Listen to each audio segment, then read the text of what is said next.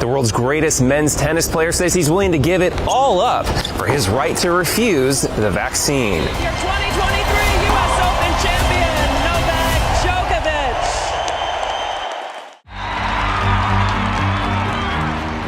Novak Djokovic's dominance in tennis is unmatched.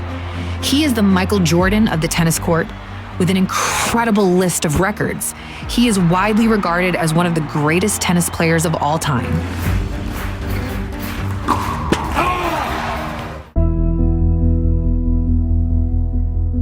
During the pandemic, Djokovic's journey took a dramatic turn as he became a global target for his stance on COVID-19 vaccination and his advocacy for personal health choices.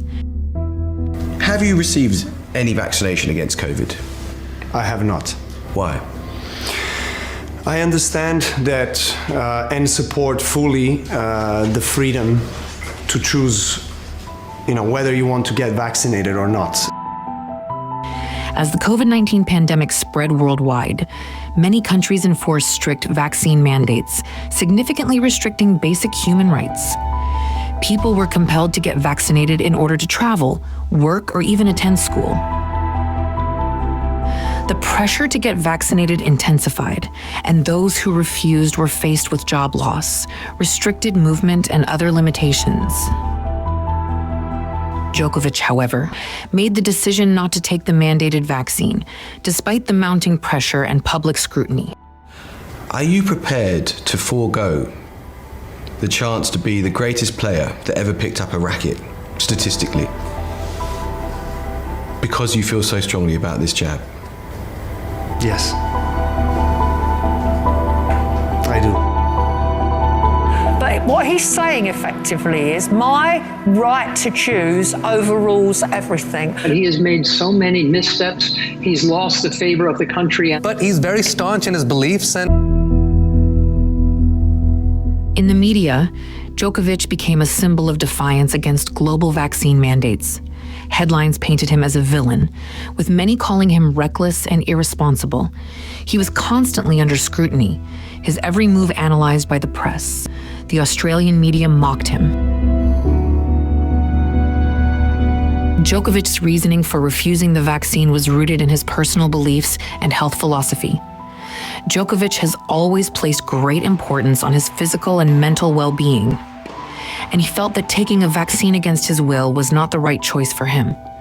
He expressed concerns over how the vaccine could affect his body and his ability to perform at the highest level. Me as an elite professional athlete, I've always carefully reviewed, assessed everything that comes in from the supplements, food, anything really that comes into my body as a fuel. Based on all the informations that I got, I decided not to take the vaccine as of today.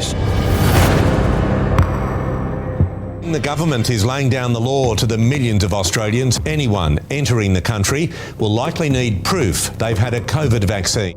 By refusing the vaccine, Djokovic made significant sacrifices. He was unable to compete in several tournaments, including major events like the Australian Open and the US Open, while also facing immense media pressure. His decision cost him millions in earnings and endorsements. But he stood by his beliefs, prioritizing his health over professional gain. For Djokovic, it was never just about winning titles. It was about staying true to his principles, no matter the consequences. The world's top tennis player who denied entry into Australia after a battle with visa and COVID vaccination status. There should be no special rules for Novak Djokovic at all. None whatsoever. Nothing is more important than making sure that we follow public health advice. In early 2022, Djokovic's refusal to get vaccinated led to an international controversy when he was detained and quarantined in Australia.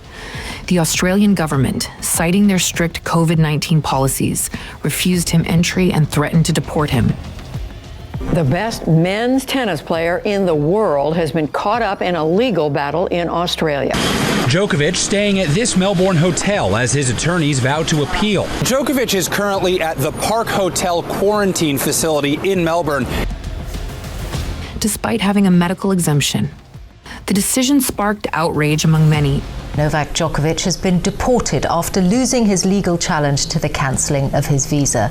The judges ruled in favour of the Australian government, who said his refusal to be vaccinated against COVID made him a threat to public health. Well, now the tournament that he loves is starting without him. He was meant to play here in a few hours, but now that won't happen. He won't get a chance to win that record-breaking title. He's not vaccinated, and that could also mean he can't play here at the U.S. Open.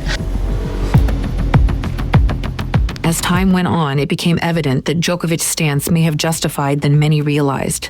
The global vaccine mandates did not prevent the spread of the virus.